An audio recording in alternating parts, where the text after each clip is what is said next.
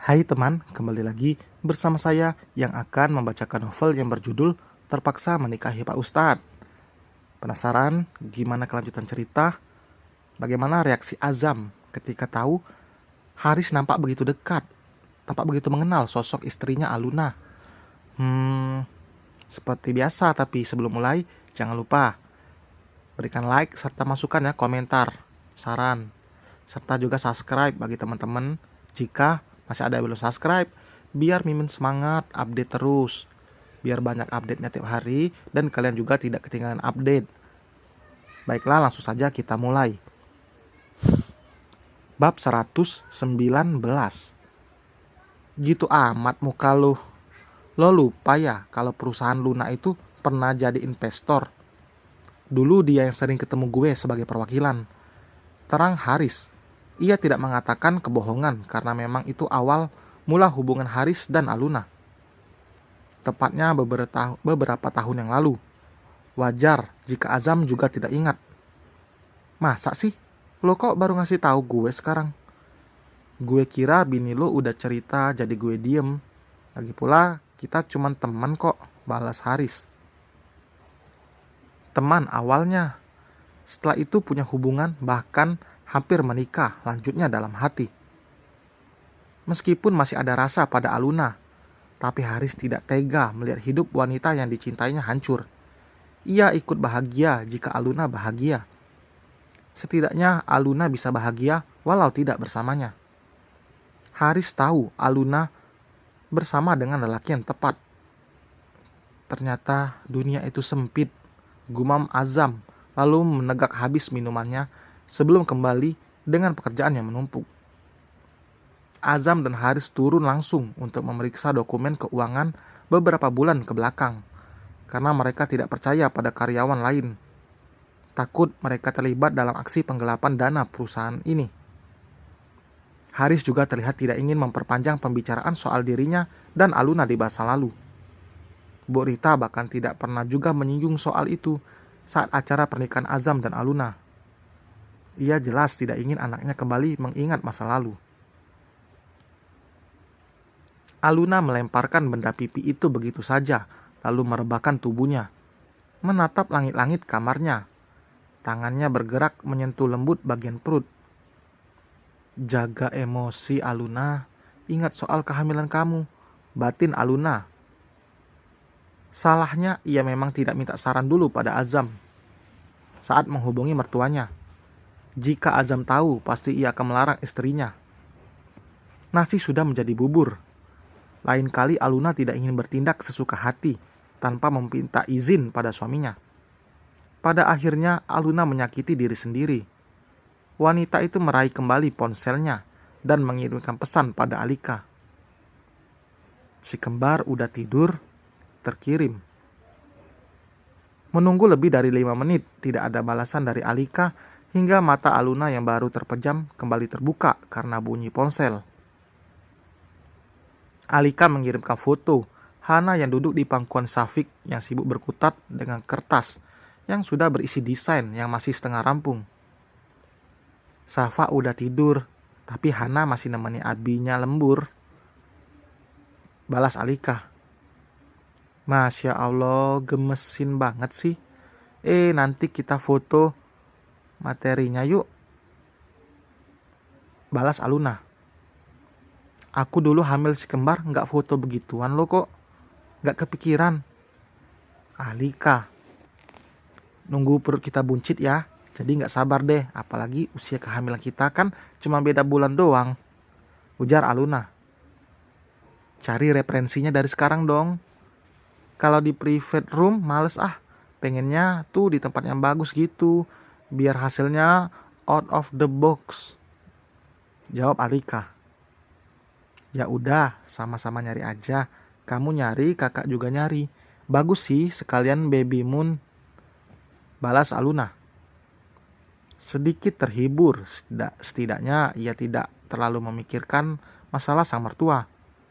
Aluna kini malah mencari tempat-tempat yang bagus. Ia pikir pasti akan seru jika liburan bersama-sama. Apalagi kini sudah ada si kembar. Aluna akan membicarakan ini pada Azam nanti. Ia juga sering melihat teman-temannya melakukan foto maternity yang sangat bagus, tapi kebanyakan mereka melakukannya di dalam ruangan. Aluna setuju dengan Alika, ingin mengambil momen itu di tempat yang tidak biasa. Tanya ibu deh. Aluna bangkit dan keluar menuju kamar sang ibu. Bu, masuk. Kenapa belum tidur? Tanya Bu Rita yang baru saja naik ke atas ranjang. Belum ngantuk, Bu. Bagusnya foto maternity di mana ya? Pantai kah atau di daerah pegunungan? Atau sekalian keluar negeri? Aluna berucap lalu duduk di sisi ranjang. Foto maternity itu apa sih? Ibu nggak tahu. Itu loh Bu, foto pas hamil besar. Buat kenang-kenangan, jelas Aluna. Kenapa nggak bilang foto aja gitu? Nggak usah bilang mater-mater apa itu? Sahut Bu Rita. Bahasa gaulnya Bu. Menurut ibu bagusnya foto di mana? Kalau kamu jangan jauh-jauh, apalagi keluar negeri. Kamu kan lagi hamil, mending tempat yang deket aja, saran Bu Rita. Lika juga ikut nanti Bu, sekalian liburan keluarga kan. Udah lama loh kita nggak liburan sama-sama.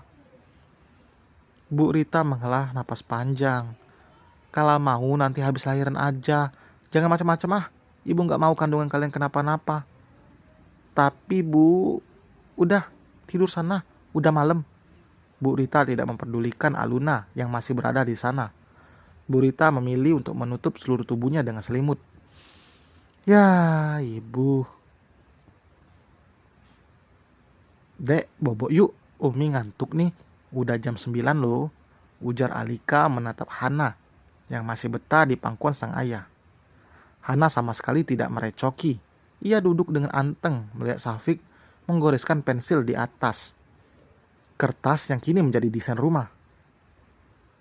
Dedek mau menjadi arsitek kayak Abi kah? Alika kembali bersuara. Syafiq terlihat santai mengambar. Sebelah tangannya dipakai untuk memegang tubuh kecil putrinya, dan tangannya yang lain digunakan untuk mengambar. Alika mendekat dan berniat menggendong Hana, tapi anak itu malah memalingkan wajahnya dan mencangkram baju sang ayah, menandakan jika ia tidak mau digendong Alika. Bobok ya, Syafiq bangkit dari duduknya dan berjalan ke ranjang untuk menidurkan Hana di sana. Alika mengikuti dari belakang. Hana tidur di tengah-tengah Alika dan Syafiq. Alika memposisikan tubuh anaknya itu agar menghadap ke arahnya, tapi Hana malah menangis. Anak itu malah kembali membalikkan tubuhnya ke hadapan sang ayah. Iya, udah ngantuk kan? Sini nenek dulu. Sayang, tolong ambil botol susu itu, pinta Syafiq. Alika menggeser tubuhnya, mendekati nakas dan meraih botol susu itu, memberikannya pada Syafiq. Dedek kangen Abi ya? Syafiq terkekeh geli melihat tingkah Hana yang menggemaskan. Terlihat Hana sangat merindukan sang ayahnya yang sibuk. Gimana nggak kangen Abi? Abi kan sibuk kerja terus, sahut Alika. Alika beranjak berpindah posisi menjadi berbaring di belakang tubuh Syafiq. Tangannya melingkar di dada bidang lelaki itu. Hana yang masih belum tidur menyingkirkan tangan ibunya, seolah tidak rela jika ayahnya disentuh. Lah, orang Umi mau peluk Abi kok, bukan peluk dedek, seru Alika karena tangan kecil putrinya terus mencoba menggeser tangan Alika. Alika dengan jahilnya mengunci tangan Hana agar tidak bisa bergerak. Hana langsung menangis keras melepaskan mulutnya dari botol susu. Syafiq langsung menepis tangan Alika. Sayang, udah, jangan diganggu. Nanti dedeknya gak tidur-tidur lagi, tegur Syafiq. Dasar bocil, udah bisa cari perhatian. Alika mengambil kesempatan mencubit pipi gemas Hana. Sebelum anak itu kembali menangis, Syafiq mengelus pipinya lembut. Udah dong, kasihan. Lihat matanya udah ngantuk banget. Syafiq jadi kesal karena tingkah Alika. Ibu lain akan membuat anaknya cepat tidur, tapi Alika malah mengganggu anaknya sendiri yang akan tidur. Beginilah kalau bocah sudah memiliki buntut. Dan selesai teman, terima kasih telah mendengar. Jangan lupa tinggalkan komentar ya. Jangan lupa juga like. Jangan lupa juga bagi yang belum subscribe itu subscribe supaya tidak ketinggalan update dari cerita ini. Sampai berjumpa di bab berikutnya. Bye.